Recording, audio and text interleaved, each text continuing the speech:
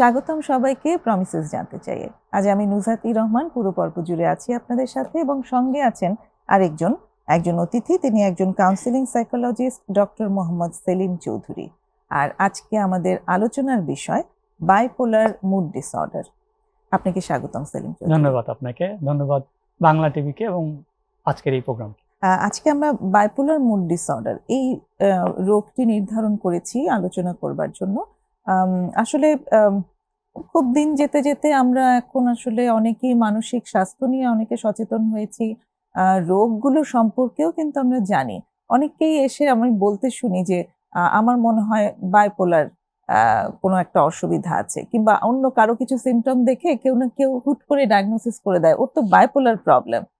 আমরা একটু জানতে চাই আজকে যে এই প্রবলেমটা আসলে কি, বাইপোলার মুড ডিসঅর্ডার বলতে কি বোঝায়? আপনি যেরকম বলেছেন এরকম আমার যেহেতু ক্লিনিক্যাল এক্সপেরিয়েন্স, সুতরাং আমার কাছে অনেক যারা আসেন তারা এসেই বলেন যে আমি তো বাইপোলারের রোগী। তখন আমি জিজ্ঞেস করি কিভাবে জানলেন আপনি বাইপোলারের রোগী? তখন বলে যে আমি ইন্টারনেট ঘেটেছি, এআই থেকে জেনেছি। আবার কখনো কখনো আমরা এরকম পাই যে আমাদের যারা সাইকিয়াট্রিস্টের কাছে যান, বিশেষ করে মেডিকেল ট্রিটমেন্টের জন্য, তো সেখানে তারা ডায়াগনোসিস করে দেন এবং এই ডায়াগনোসিসের ফলে তাদের নিজেদের মধ্যে একটি দাগ লেগে যায় যে আমি মনে হয় বায়োপোলারের রোগী। তো আসলে এই বায়োপোলার মুড ডিসঅর্ডার যদিও আমাদের মেন্টাল হেলথের ক্ষেত্রে একটি জটিল ধরনের মানসিক অসুখ। আমি প্রথমে আসলে বলার চেষ্টা করছি যে এটার প্রেক্ষাপটটা কেমন বা এটার বৈশিষ্ট্যগুলো কেমন, তারপরে আমরা এটা নিয়ে বোঝা যাবে যে আসলে বাইপোলার কিনা। কারণ বাইপোলার মুড ডিসঅর্ডারের দ্বৈত সত্তা বলি আমরা। দ্বৈত সত্তার মধ্যে একরকম সত্তায় ব্যক্তি কোনো একটি ঘটনার প্রেক্ষাপটে অনেক বেশি ডিপ্রেস হয়ে যাবে, বিষণ্ণ হয়ে যাবে, হোপলেস হয়ে যাবে এবং ফ্যাটিক বা ক্লান্ত অনুভব করবে, অর্থাৎ কোনো কিছুতে তার কাজ করতে ইচ্ছে করবে না, কোনো কিছুতে সে আনন্দ পাবে না। সো এইটা একটা সত্তার মধ্যে থাকে। ঠিক অপোজিট আরেকটি সত্তা হচ্ছে যে সে কি করে, অনেক উত্তেজিত অবস্থায় থাকে, অর্থাৎ বেশি অ্যাংসাস থাকে, উদ্বিগ্ন থাকে, একটু ইরিটেবল থাকে, খিটখিটে মেজাজ করে, কখনো কখনো রাগ প্রকাশ করে, কখনো কখনো কারো ক্ষেত্রে ভাঙচুরও করে। সো একই ব্যক্তির মধ্যে যখন এই দুটো সত্তা সমান্তরালে অবস্থান করে, সেটাকেই আমরা বলি বায়োপোলার মুড ডিসঅর্ডার। তবে সেটা অল্প সময়ের জন্য থাকলে কিন্তু হবে না। অবশ্যই আমাদের মেডিকেল গাইডলাইন অনুসারে কমপক্ষে 1 সপ্তাহ থেকে 3 মাস পর্যন্ত সময়ের মধ্যে এই দ্বৈত অবস্থাটা বিরাজ করতে হবে। অর্থাৎ দেখা গেল প্রথম 1 মাস সে খুবই লো বা বিষণ্ণ, মন খারাপ, হোপলেস এইরকম অবস্থায় রয়েছে, কোনো কিছু ভালো লাগে না। ঠিক পরবর্তী মাসে গিয়ে আবার দেখা গেল সে অনেক বেশি অ্যাংসাস, ইরিটেবল অথবা অ্যাগ্রেসিভ। সো এইরকম একটি অবস্থায় থাকতে হবে। তার মানে হতে সেটা সপ্তাহ হইতে পারে, মাস হইতে পারে, 3 মাস হইতে পারে। তো এইরকম একটি অবস্থা, অর্থাৎ একই সময় সে কখনো সে মন খারাপ, কখনো সে বিষণ্ণ, কখনো ভালো লাগে না, কখনো কোনো কিছুতে সে আনন্দ পায় না, ক্লান্ত বোধ করে। আবার ঠিক অপোজিট, যে সে খুবই উত্তেজিত, খুবই বিরক্ত, খুবই রাগ প্রকাশ করছে, কিংবা খুব এক্সাইটেড, মানে খুব খুশিও হচ্ছে। হ্যাঁ, খুবই খুশি হচ্ছে, যে কোনো কিছু উৎফুল্ল হয়ে যায়, অল্পতে অতি উৎফুল্ল, আবার অল্পতেই অতি বিষণ্ণ হয়ে যাচ্ছে বা মন খারাপ হয়ে যাচ্ছে, কোনো কিছু কাজ করছে না, এরকম একটি অবস্থা। সুতরাং বৈশিষ্ট্য যেরকম আমাদেরকে লক্ষ্য করতে হবে, তার সাথে সাথে কিন্তু আমাকে দেখতে হবে তার ডিউরেশনটা রয়েছে কিনা। অর্থাৎ আমার ধরেন আজকে আমার একটু মনটা ভালো কোনো কারণে, কিন্তু কোনো কারণে আবার কালকেই মনটা খারাপ হয়ে যেতে পারে। তার মানে কিন্তু এই না যে আমি বিষণ্ণ বা আমি বায়োপোলার মুড ডিসঅর্ডার। যেমন আমাদের ক্ষেত্রে অনেক ক্লায়েন্ট আসে, আমি যদি আপনাদেরকে ক্লায়েন্টের এক্সপেরিয়েন্স বলি, ধরেন কোনো একজন ব্যক্তির মা মারা গিয়েছে বা কোনো আপন মানুষ মারা গিয়েছে, খুব কাছের মানুষ মারা। এখন ওই কাছের মানুষটা মারা যাওয়ার পর সে আসলে সাধারণত একটু উৎফুল্ল মানুষ ছিল, নর্মালি সে উৎফুল্ল, কিন্তু ওই দুর্ঘটনার পর বা ওই ট্রমাটিক এক্সপেরিয়েন্সের পর তার মধ্যে একটি বিষণ্ণতার ভাব আসছে, শোক, কষ্ট, ভাল লাগে না। এটা তো তার একটা খুবই ট্রমাটিক এক্সপেরিয়েন্সের মধ্যে দিয়ে যাচ্ছে, অথবা একটি দুর্ঘটনা তাকে তো এইরকম পরিস্থিতির মধ্যে নিয়ে যাবে, এটি স্বাভাবিক। কিন্তু এটা হয়তো কিছুদিন যাওয়ার পর পরিবারের লোকজন তাদেরকে ডাক্তারের কাছে নিয়ে যায় এবং বিশেষ করে আমাদের সাইকিয়াট্রিস্ট যারা রয়েছেন তারা এটাকে বায়োপোলার মুড ডিসঅর্ডার বলে অনেক সময় ডায়াগনোসিস করে দেন, আচ্ছা। এবং তারপর থেকে সে মনে করতে থাকে যে আমি বায়োপোলার রোগী, আমার তো একটা রোগ আছে। আমার তো একটা রোগ আছে। সে নিজেই নিজেকে লেবেল করে দেয় এবং হুম। আশেপাশের মানুষ তাদেরকে লেবেল করে দেয়। এবং এটা যখন মানুষের মাথায় ঢুকে যায় তখন সে কি করে, বিভিন্ন জায়গায় সার্চ করে, তো তথ্য খুঁজে দেখা যায় যে মিলে যায়, হুম, মিলে গেলে সে আবার আরো এটাকে স্ট্রং করে। হুম, সো এটা একটু আমাদের জন্য একটু জটিল পরিস্থিতির সৃষ্টি করে দেয়। তখন সে তার মাথার মধ্যে একটি পারসেপশন নিয়ে নেয়, আমি মনে হয় বায়োপোলার মুড ডিসঅর্ডারের রোগী। মানে নিজে নিজে ডায়াগনোসিস করতে গিয়ে আসলে যেটা Right. হয় সেটা অ্যাকচুয়ালি করা উচিত না। আমরা অবশ্যই এখানে জোর দিয়ে সেটা সাজেস্ট করব যে এআই থেকে কিংবা গুগল থেকে সার্চ করে যেন নিজেকে ডায়াগনোসিস করা না হয়। আমাদের দেশে ছাড়াও সারা বিশ্বে বলা হয় প্রায় 2-3% মানুষের মধ্যে এই ধরনের সিমটম বা এই ধরনের ডিসঅর্ডার দেখা দেয়। কাদের মধ্যে এর প্রকোপ বেশি আসলে? বেশি প্রকোপ হচ্ছে, যদি আমি নারী পুরুষের কথা বিবেচনা করি তাহলে গবেষণায় বলে নারীদের ক্ষেত্রে এই রোগের প্রবণতাটা বেশি। আচ্ছা। আর আরেকটি হচ্ছে যে বয়সগত যদি বিবেচনা করি তাহলে দেখা যায় যে যারা অ্যাডোলেসেন্স তাদের মধ্যে এই প্রবণতাটা অনেক বেশি, অর্থাৎ ওই সময়ই এই বৈশিষ্ট্যগুলো ফুটে ওঠে। Adolescent time. বিশেষ করে যখন ছেলে এবং মেয়েদের মধ্যে তাদের বয়ঃসন্ধিকালীন যে পরিবর্তনগুলো হয়, সেই আচ্ছা। পরিবর্তনগুলোর কারণেও তাদের মধ্যে যেই বৈশিষ্ট্যগুলো দেখা দেয় সেগুলোর কারণেও অনেকে এই ডায়াগনোসিস করে ফেলে। লাইক একটা ছেলে কৈশোরে খুব উচ্ছল, প্রাণবন্ত, হাসি মধ্যে থাকে সে, হুম, এক্সাইটেড, উচ্ছ্বাস। কিন্তু দেখা গেল যখনই তার ওই অ্যাডোলেসেন্সের যে শারীরিক জৈবিক পরিবর্তন শুরু হলো তখন তার মধ্যে কিছু বৈশিষ্ট্য দেখা দেয় যে সেটা সে স্বাভাবিকভাবে নিতে পারে না, তখন তার মধ্যে বিষণ্ণতার একটি ভাব চলে আসে, সে সেটা নিয়ে ভাবে, দুশ্চিন্তা করে। তখন আশেপাশের লোকজন তাকে কি বলে ফেলে, হ্যাঁ আগে তো ও খুব উচ্ছল ছিল, চঞ্চল ছিল, এখন কেন চুপ হয়ে গেল। হুম, তো তখন তাকে ওই ক্যাটাগরির মধ্যে ফেলে দেয়। হুম, এটা ছিল একটা অবস্থা, কিন্তু আরেকটা অবস্থা হচ্ছে যে এই সময় আসলে এই রোগটা ডেভেলপও করে, আচ্ছা। যে তার বিশেষ করে ফিমেলদের ক্ষেত্রে দেখা হুম, যায় হুম। যে এই অ্যাডোলেসেন্স পরবর্তী সময়ে আমাদের এই বায়োপোলার মুড ডিসঅর্ডারটি বেশি ডেভেলপ করতে থাকে। ডেভেলপ করতে থাকে এবং হুম। লক্ষণীয় হয়। লক্ষণীয় হয়। অনেক ধন্যবাদ। একটা ছোট্ট বিরতি নেব এখন। বিরতি নিয়ে এসে আবার কথা হচ্ছে। দর্শক সঙ্গেই থাকুন। একটা ছোট্ট বিরতি নিয়ে ফিরে আসছি।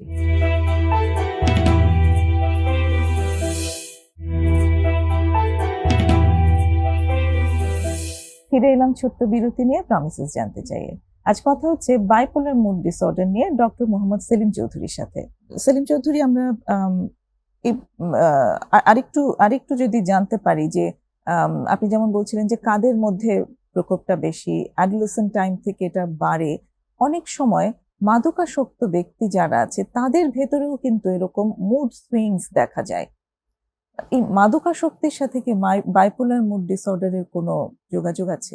মাদকাসক্তর সাথে, বিশেষ করে আমি ছেলেদের ক্ষেত্রে যেটা পেয়েছি, মাদকাসক্তর সাথে মুড সুইং এর অনেক সম্পর্ক। ফিমেলদের ক্ষেত্রে এটা ঘটে। আসলে মাদক যখন কেউ গ্রহণ করে এটা, তখন তার মধ্যে কিছু কিছু মাদক আছে আমাদেরকে উৎফুল্ল করে, হুম, স্বপ্নের জগতে নিয়ে যায়, যেরকম হুম। আমরা দেখি গাঁজা, অন্যান্য যে মাদক দ্রব্যগুলো যেগুলো স্টিমুলেটিং মাদক। তো ফলে যখন সে মাদক গ্রহণ করে তখন কিন্তু সে কি হবে, এক্সাইটেড হবে। আবার যখন মাদকের সেই আমরা বলি যে প্রবণতাটা কেটে যাবে তখন কিন্তু তার মধ্যে শরীর তাকে কি করবে, নামনেস ফিল করবে, তখন সে লো হবে। হুম। সো মাদকাসক্ত আসলে বায়োলজিক্যালি মানুষকে এই দুই স্টেটে নিয়ে যায়। আচ্ছা। ফলে মুডটা কি খুব দ্রুত সুইং হয়। Swings। ফলে মাদক গ্রহণ করার ফলে এটা প্রবণতা বেড়ে যেতে পারে। হুম, আবার ভিন্নভাবে যদি আমি বলি হুম। যে যাদের মধ্যে এই রোগ রয়েছে তারা কিন্তু মাদকের প্রতি বেশি আসক্ত হয়। আচ্ছা।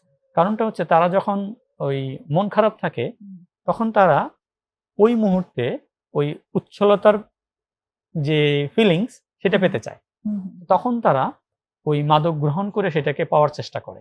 হুম, আবার যখন সে এক্সাইটেড স্টেটে থাকে তখনও সে মাদক গ্রহণ করে আবার ডাউন স্টেটে যেতে ডাউন চায়। হতে চায়। তার মানে সে মাদককে ব্যবহারের মাধ্যমে তার ওই মুড সুইংকে কন্ট্রোল করতে চায় বা রেগুলেট করতে চায়, এবং ওটা আসলে কিন্তু হেল্প করে। আমি হ্যাঁ, অনেক আপাত ক্লায়েন্টদের কাছ থেকে দৃষ্টিতে- পেয়েছি এটা আপাত তাদেরকে ওই দৃষ্টিতে মুহূর্তে মনে হেল্প হয়, করে। ওই মুহূর্তে তাদের help এবং করে। অনেক আমি বায়োপোলার মুড ডিসঅর্ডার পেয়েছি যারা হুম, মাদকাসক্ত, এবং ওই অসুস্থতা থেকে পরিত্রাণ পাওয়ার কৌশল হিসেবে তারা মাদক গ্রহণ করে। হুম, প্রাথমিক রিলিফ হয়, হুম, তো রিলিফ হওয়ার পর তারা ওইটাকে মনে করে যে হ্যাঁ এটাই তার গুড ফিলিং দেয়, সুতরাং এটার হুম, মাধ্যমে সে সেখান থেকে বের হইতে পারবে। কিন্তু হুম। আসলে সেটা বিজ্ঞানসম্মতভাবে সঠিক নয়। সঠিক নয়, একেবারেই নয়। এছাড়া আমি বলবো যে আমাদের দেশে আমি অনেক দেখতে পেয়েছি যে যারা লো ইন্টেলেকচুয়াল বা বুদ্ধিমত্তার দিক থেকে যাদের কম রয়েছে বা হুম। বিভিন্ন ধরনের প্রতিবন্ধিতায় আক্রান্ত রয়েছে, বিশেষ হুম, করে নিউরো ডেভেলপমেন্ট যে প্রতিবন্ধিতাগুলো, আচ্ছা, আচ্ছা। সেই ধরনের শিশুগুলো যখন অ্যাডোলেসেন্সে চলে যায় তখন তাদের ক্ষেত্রে এই বায়োপোলার মুড ডিসঅর্ডারের হুম। একটি আমি বলবো যে কিছু লক্ষণ। ডায়াগনোসিস করার একটি প্রবণতা আমি দেখতে পেয়েছি। কারো কারো ক্ষেত্রে আমি দেখতে পেয়েছি যখন তারা অ্যাডোলেসেন্স হয় তখন তাদের আসলে আচরণ এবং তাদের ইমোশনাল রেগুলেশন তারা করতে পারে না, কারণ তাদের ইন্টেলেকচুয়ালিটি লো থাকে বলে, কগনিটিভ ফাংশনিং দুর্বল থাকে বলে, ফলে তারা সঠিক জায়গায় সঠিক আচরণটা করতে পারে না। তো তখন আশেপাশের লোকজন বা তার পরিবারের লোকজন তাদেরকে সাইকিয়াট্রিস্টের কাছে নিয়ে যায়, হুম, এবং আমি এরকম অনেককে দেখেছি যাদেরকে এরকম বায়োপোলার মুড ডিসঅর্ডার ডায়াগনোসিস করে দেওয়া হয়েছে। তো সেটা নিয়ে আমাদের একটু ভাবার বিষয় রয়েছে। হুম, কারণটা হচ্ছে যে যারা এই ধরনের প্রতিবন্ধিতায় আক্রান্ত তারা আসলে সঠিকভাবে তাদের ইমোশন রেগুলেশন করতে পারে না, কোথায় কোন পরিস্থিতিতে কি ধরনের আবেগ প্রকাশ করতে হবে সেটা তারা প্রকাশ করতে পারে না, ফলে যেখানে তাদের হয়তো চুপ থাকার কথা সেখানে তারা হয়তো একটু লাউড হয়। লাউড হয়ে যায়। তখন এই বৈশিষ্ট্যগুলো যখন আমাদের সাইকিয়াট্রিক্স বা মনোরোগ বিশেষজ্ঞদের কাছে তুলে ধরা হয় তখন তারা তাদেরকে বায়োপোলার মুড ডিসঅর্ডার হিসেবে ডায়াগনোসিস করে দিয়ে একটি দীর্ঘ মেডিসিন প্রক্রিয়ার মধ্যে দিয়ে নিয়ে যান, এবং তারা আসলে আরো বেশি, আমি যেটা দেখতে পেয়েছি, আরো বেশি ডাউন হয়ে থাকেন, এবং তাদের আসলে পরবর্তীতে নরমাল ফাংশনিং এ নেওয়া একটু কঠিন হয়ে যায়। হুম। সো এটা আমাদেরকে একটু এখন ভাবার বিষয় বলে মনে হয়েছে। তো কি কারণে এই ধরনের রোগ হতে পারে একজন মানুষের? সেরম কি কিছু আছে নাকি এটা এমনিতেই চলে আসে? আমি যদি বলি যে অন্যান্য যেকোনো ধরনের মানসিক অসুস্থতার মতো এটাও একটি আসলে একটি কমপ্লেক্স কন্ডিশনাল ফ্যাক্টর। হুম, হুম। মানে কখনো কখনো কারো কারো ক্ষেত্রে জেনেটিক ফ্যাক্টর কাজ করে, আচ্ছা। কখনো কখনো বায়োলজিক্যাল ফ্যাক্টর কাজ করে, কখনো কখনো ট্রমাটিক এক্সপেরিয়েন্স কাজ করে, কখনো কখনো লাইফের অনেক ধরনের লস কাজ করে। যেমন ধরেন একজন ব্যক্তি খুবই উচ্ছল ছিল, এখন ওই ব্যক্তিটার অল্প সময়ের মধ্যে তার হয়তো খুব পছন্দের একজন মানুষ মারা গেলেন, হুম, আবার কোনো কারণে সে ওই অল্প সময়ের মুহূর্তে হয়তো তার একটি বড় আর্থিক লস, হুম, হুম, তাহলে এই যে দুটো বিষয় মিলে সে কিন্তু উচ্ছলতা থেকে ডাউন হয়ে যাবে হুম। বা ডাউন হয়ে যায়। তো তখন সে দৈনন্দিন কাজকর্ম করতে পারে না, তখন এই ধরনের অসুস্থতার লক্ষণগুলো দেখা যায়। সেক্ষেত্রে আমরা জেনেটিক, যেমন অনেক সময় দেখতে পাই যে কারো যদি মায়ের এই ধরনের বৈশিষ্ট্য থাকে তাহলে সন্তানদের মধ্যে এটা হুম, দেখা দিতে পারে। আচ্ছা। সো কারো কারো ক্ষেত্রে বায়োলজিক্যাল অর্থাৎ শারীরিক কোনো অসুবিধার কারণেও এই ধরনের অসুবিধা দেখা দিতে পারে। যেমন কারো যদি ক্রনিক মানসিক অসুস্থতা থাকে বা ক্রনিক হুম। শারীরিক অসুস্থতা থাকে, আচ্ছা। যারা শারীরিক অসুস্থতা থাকে তাদের মধ্যে কিন্তু এই বায়োপোলার মুড ডিসঅর্ডার দেখা দিতে পারে। অর্থাৎ দীর্ঘদিন কেউ অসুস্থ, সেটা হতে পারে হুম। কিডনি, সেটা হতে পারে হার্ট ডিজিজ, সেটা হতে পারে, আমি অনেক ক্লায়েন্টকে পাই যাদের হুম। হয়তো ক্যান্সার আক্রান্ত। তো এই আচ্ছা। ধরনের মানুষগুলোর মধ্যেও কিন্তু এই বৈশিষ্ট্যগুলো দেখা দিতে পারে। আবার অনেকের ক্ষেত্রে স্ট্রোক পরবর্তীতেও এই বায়োপোলার ফিচার মুড গুলো। ডিসঅর্ডারের সিম্পটম গুলো আমরা দেখতে পাই। আচ্ছা।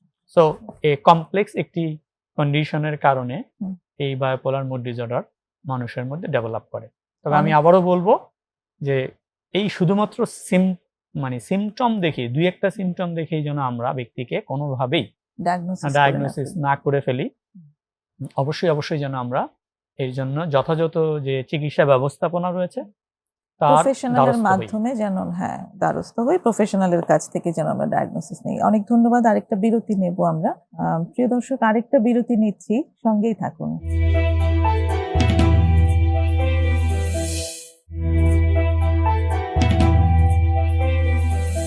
আবারও ফিরে এসেছি প্রমিসেস জানতে চাইয়ে। কথা হচ্ছে বাইপোলার মুড ডিসঅর্ডার এই বিষয় নিয়ে ডক্টর মোহাম্মদ সেলিম চৌধুরীর সাথে।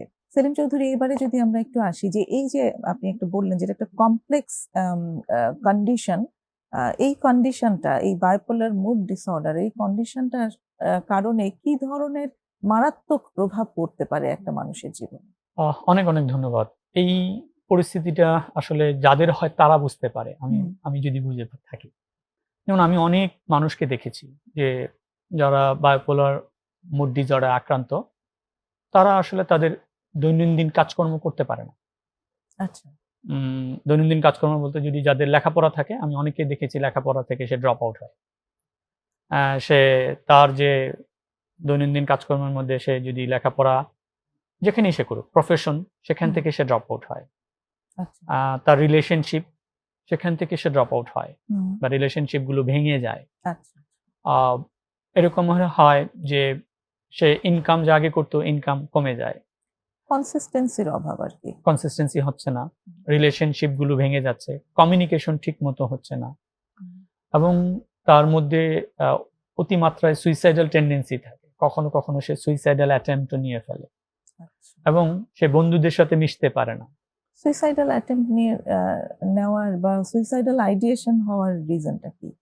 আহ, এটাকে যখন আমরা বলি বায়োপোলার মুড ডিসঅর্ডারের একটি একটি ফেজ হচ্ছে, আমরা যেটা বলি যে ডিপ্রেসিভ হ্যাঁ। সিমটম, এবং এটা যদি দীর্ঘদিন চলতে থাকে, আপনি জানেন যে ডিপ্রেশনের সাথে সুইসাইডালের একটি অনেক বড় সম্পর্ক। আচ্ছা। এবং এই বায়োপোলার যারা মুড ডিসঅর্ডারে আক্রান্ত, তারা কিন্তু একটি দীর্ঘ সময়, কারো কারো ক্ষেত্রে 6 মাসও চলে যায় সে ডিপ্রেসিভ সিমটমে থাকে। তাহলে যখন সে 6 মাসে ডিপ্রেসিভ সিমটমে থাকে, তখন এই ডিপ্রেসিভ সিমটম থেকে বা এপিসোড থেকে বেরিয়ে যখন আসতে পারে না, তখন কিন্তু সে সুইসাইডাল অ্যাটেম্প নেয়। আবার সে যখন ওটি থেকে বেরিয়ে এসে উচ্ছলতার মুডে থাকে, তখনও মানুষ তাকে ক্রিটিসিজম করে, হুম। মানুষ তাকে নিতে পারে না, হুম। তখনও সে রাগের বশে এই সুইসাইডের অ্যাটেম্প নিতে পারে, অ্যাঙ্গারের বশে, ইরিটেবলের বশে হুম। সে সুইসাইডের অ্যাটেম্প নিতে পারে। হুম। সো এই দুই কন্ডিশনেই তার সুইসাইডাল টেন্ডেন্সি হওয়া, সুইসাইডাল অ্যাটেম্প নেওয়ার হার অনেক বেশি। আমি যদি আরো এক ধরনের জটিলতার কথা বলি, যে কিছু কিছু মানুষ রয়েছেন যারা বায়োপোলার মুড ডিসঅর্ডারে আক্রান্ত, এটাকে বলে তৃতীয় ফেজ বা হুম। তৃতীয় এপিসোড। সেটা হচ্ছে যে আসলে কখন সে স্যাড মুডে যাবে এবং কখন সে এক্সাইটেড মুডে থাকবে, সেটা আসলে কেউ জানে না বা বুঝতে হুম। পারে না। হুম। কিছু মানুষের ক্ষেত্রে বা কিছু ক্লায়েন্টের ক্ষেত্রে আমরা একটা নির্দিষ্ট ডিউরেশন দেখতে পাই, হুম। 6 মাস 6 মাস, 3 মাস 3 মাস, বা 1 সপ্তাহ 1 সপ্তাহ। কিন্তু মধ্যবর্তী যে ক্লায়েন্ট, তাদের ক্ষেত্রে কিন্তু আসলে দেখতে পাওয়া যায় না। তারা মানে ফ্রিকোয়েন্টলি আপ অ্যান্ড ডাউন করে। তো এই একটা মানে এটা তো একটা অবশ্যই কঠিন রোগ, এবং এই কঠিন রোগটা আরো কঠিনতর রোগের দিকেও নিয়ে যেতে পারে নিয়ে যেতে যদি পারে, মানে সময় আরো মতো জটিল ধরনের এবং কঠিন চিকিৎসা না হয়। মাত্রার মানসিক রোগের দিকে নিয়ে যেতে পারে। ফলে হুম। ওই ব্যক্তিটার দৈনন্দিন কাজকর্ম ব্যাহত হয়। সে আসলে হুম। আমি বলব যে প্রোডাক্টিভ হীন হয়ে যায়, এবং তার মাধ্যমে আসলে কি হয় না, মানে সমাজ, পরিবার এবং দেশের কাজের ক্ষেত্রে একটি বাধা ঘটে। সে আসলে তার যে এফোর্টটা সে 100% দিতে পারে না। একদমই তাই। তো এই জায়গাটাতে অনেক অনেক সময় দেখা যায় যে পার্টনার হিসেবে কাপল কাউন্সিলিং এর জন্য এসছে, কিন্তু দুজনের মধ্যে একজনের বায়োপোলার প্রবলেম আছে, কিন্তু সেটা সে ট্রিট করবার জন্য বা চিকিৎসা নেওয়ার জন্য সে একদমই রেডি না। হুম, হুম। তো এই জায়গাটি একটা বড় চ্যালেঞ্জ থাকে। আমি বলব যে এটা অনেক একটি জটিল চ্যালেঞ্জ হয়ে যায়। জি। কারণটা হচ্ছে যে তখন ওই মানুষটাকে যখন আমরা বলি যে আপনার এই ধরনের অসুবিধা রয়েছে, আপনার দীর্ঘ একটি ট্রিটমেন্ট প্রক্রিয়ায় যাওয়া দরকার। এটা যেমন ওই মানুষটাকে ইমপ্যাক্ট ক্রিয়েট করে, ঠিক অপর পক্ষে তার হাসব্যান্ড যিনি কাউন্টার পার্ট রয়েছে, যার পার্টনার রয়েছে, তার মধ্যেও এটার একটি ভয় কাজ করে। যে আচ্ছা। হ্যাঁ, আমি কি তাহলে এরকম একজন মানসিক রোগী আমার সঙ্গী হয়ে গেল? ওকে। এবং সে কিন্তু এটাকে স্বাভাবিকভাবে নিতে পারে না। তখন সে আইডেন্টিফাই করতে পারে যে আসলে আমি তো অনেক চ্যালেঞ্জ ফেস করছি তার সাথে আমার ডিল করতে গিয়ে। এবং এই ধরনের জটিলতা কিন্তু আমাদের এখন আমরা যে কাপল গুলো পাচ্ছি তাদের মধ্যে এই ধরনের বৈশিষ্ট্যগুলো আমরা দেখতে পাচ্ছি। হয়তো কারো একজনের বায়োপোলার, অন্যজন হয়তো বায়োপোলার না। ফলে হুম। তাদের ওই কনজুগুয়াল লাইফে যখন ডিফিকাল্টিস হইতে শুরু করে, মনোমালিন্য হয়, হুম। তখন তারা যখন কাপল কাউন্সেলিং এর জন্য আসেন, হুম। সেই সময় আমরা এটাকে আইডেন্টিফাই করতে পারি যে হ্যাঁ, পার্টনারের একজনের মধ্যে হয়তো এই বায়োপোলার মুড ডিসঅর্ডারের সিম্পটম গুলো বিদ্যমান রয়েছে বা আচ্ছা। লক্ষণীয় রয়েছে। তো তখন অ্যাকচুয়ালি একজন ক্লিনিশিয়ান হিসেবে আপনি কি করেন সেটা আমি একটু শুনবো একটা বিরতির পর। আরেকটা বিরতি নিচ্ছি দর্শক, আশা করি সঙ্গেই থাকবেন।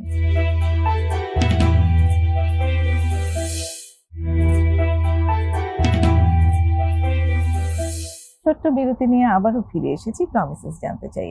কথা হচ্ছে ডক্টর মোহাম্মদ সেলিম চৌধুরীর সাথে বাইপোলার মুড ডিসঅর্ডার এই বিষয়ের উপর। এবার আমরা একটু ট্রিটমেন্টটা সম্পর্কে জানতে চাই, যেটা আপনি যেমন বললেন যে কাউকে যখন পেলেন আপনি কাপল হিসেবে এসে কিংবা একজন ক্লায়েন্ট হিসেবে আপনি পেয়েছেন, তারপর একটা বড় চ্যালেঞ্জ থাকে যে তাকে এটা বোঝানো যে সে একটা স্পেশাল কন্ডিশনের ভেতর দিয়ে যাচ্ছে যেটাকে বাইপোলার মুড ডিসঅর্ডার বলা হয় এবং তার কিছু চিকিৎসার দরকার আছে। একটু যদি আমাদেরকে সেই জায়গাগুলো বলেন। আমাদের যেটা প্রথমে যে বিষয়টা হচ্ছে যে আমরা শুধুমাত্র দুটো সিম্পটম দেখলেই যে তাকে বায়োপোলার হিসাবে চিহ্নিত করব সেটা সেটা না। আমাদেরকে অবশ্যই একটি ডায়াগনোসিস প্রক্রিয়ার মধ্যে দিয়ে যেতে হবে। হুম।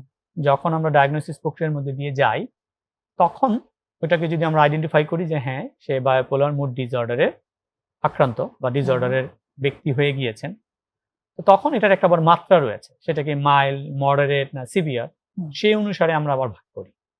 যদি হুম। কারো ক্ষেত্রে আমরা দেখতে পাই যে বায়োপোলার মুড ডিসঅর্ডার আমরা তাকে ক্লাসিফাই করেছি হুম। এবং সে হচ্ছে সিভিয়ারে আক্রান্ত, তখন কিন্তু আমরা তাৎক্ষণিকভাবে তাকে সাইকিয়াট্রিস্টের পরামর্শ নিতে বলি। আচ্ছা। অর্থাৎ সাইকিয়াট্রিস্ট মেডিসিন তার লাগবে। হুম। এবং কখনো কখনো যদি অনেক বেশি তীব্র হয়ে যায়, তখন কিন্তু আমরা তাকে হসপিটালাইজেশনের কথাও বলে থাকি। আচ্ছা। তো তার মানে আমাকে বুঝতে হবে যে অন্যান্য রোগের মতো এই রোগেরও কখনো কখনো হসপিটালাইজেশন প্রয়োজন পড়তে পারে। কিন্তু আমাদের অনেক অভিভাবক, অনেক আত্মীয় স্বজন এটাকে মেনে নিতে চান না। আচ্ছা। কারণ ওই স্টেজে যদি তাকে হসপিটালাইজেশন না করা হয়, তাহলে কিন্তু সেটা ওই সুইসাইডালের পর্যায়ে চলে যাবে অথবা অনেক বেশি ধ্বংসাত্মক পর্যায়ে চলে যাবে। আচ্ছা। ফলে সিভিয়ার পর্যায়ে যখন আমরা পাই, তখন তাকে আমরা বলি আইদার হসপিটালাইজেশন অথবা এর চেয়ে একটু কম হলে সাইকিয়াট্রিক মেডিসিনের মাধ্যমে যেতে হবে। যদি দেখা যায় যে সেটা হচ্ছে মডারেট লেভেলে, তখন আমরাও সাইকিয়াট্রিক মেডিসিনের কথা বলি এবং তার সাথে তাকে সাইকোথেরাপির কথাও বলি। জি। আরেকটি বিষয়, যদি মাইল্ড হয় তাহলে আমরা বলি সে সাইকোথেরাপির মাধ্যমে সেটাকে রিকভার করা সম্ভব। তবে তার সাথে একটি গুরুত্বপূর্ণ বিষয় হচ্ছে যে এই ধরনের যদি ডিসঅর্ডারে আক্রান্ত ব্যক্তিদেরকে আমরা ম্যানেজমেন্ট দিতে যাই, তাহলে একটা হোলিস্টিক ম্যানেজমেন্ট লাগে। ওকে। হোলিস্টিক ম্যানেজমেন্টটা যেটা হচ্ছে যে কখনো কখনো সাইকিয়াট্রিক্স অর্থাৎ মেডিসিন লাগবে, তার সাথে সাইকোথেরাপি। অর্থাৎ সবার ক্ষেত্রে সাইকোথেরাপি বা কাউন্সেলিং ম্যান্ডেটরি বলে আমি মনে করি। তার সাথে কারো কারো ক্ষেত্রে মেডিসিন, আবার কারো কারো ক্ষেত্রে হইতে পারে আমি হসপিটালাইজেশন। এই দুটো তো থাকবেই পাশাপাশি। কিন্তু আরেকটি কন্ডিশন হচ্ছে যে তার পরিবার, তার সমাজ, তার পিয়ার, তার ফ্রেন্ড, তার কলিগ, এই ধরনের যারা রয়েছেন সোশ্যাল যে সাপোর্ট, সেটা অনেক বেশি গুরুত্বপূর্ণ। যেমন পার্টনার যদি সংবেদনশীল হন, সহযোগিতামূলক হন, তাহলে আমরা ওই ক্লায়েন্টকে অতি দ্রুত রিকভার করতে পারি। আবার পরিবারের মানুষ যদি আন্ডারস্ট্যান্ডিং হয় বা আন্ডারস্ট্যান্ডেবল হয়, সেন্সিবল হয়, এমপ্যাথেটিক হয়, রেসপন্সিবল হয়, তাহলে তাকে অতি দ্রুত রিকভারি করে ফেলা যায়। আবার তার বন্ধুরাও যদি সহযোগিতামূলক হয়, তার পেয়ার, তার কলিগরা যদি সহযোগিতামূলক হয়, তাহলেও কিন্তু তাকে আমরা অতি দ্রুত সেখান থেকে বের করে নিয়ে আসতে পারি।